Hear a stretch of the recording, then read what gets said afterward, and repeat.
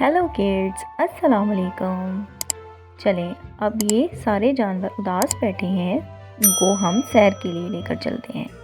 तो चलो स्टार्ट करते हैं अपना नया सफ़र।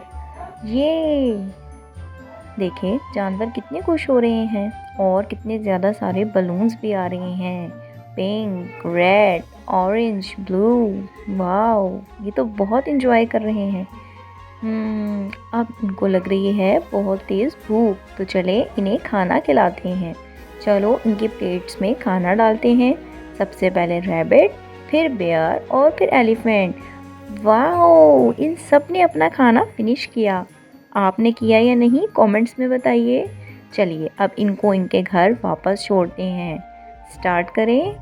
स्टार्ट। ये एनिमल्स फिर से एंजॉय कर रहे हैं और बलून्स फिर से आ रहे हैं। कितने प्यारे प्यारे कलर्स के बलून हैं। आपने कौन कौन से नोटिस किए, कमेंट्स में बताइए। जी हाँ, जल्दी जल्दी कमेंट्स कीजिए।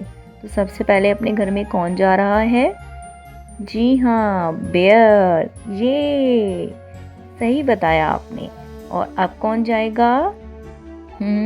अब जाएगा एलिफेंट। ये बिल्कुल सही। और वो देखिए अपनी सूंड से कैसे खुश होकर पानी फेंका। और अब अपने घर में बारी आई यस रैबिट की।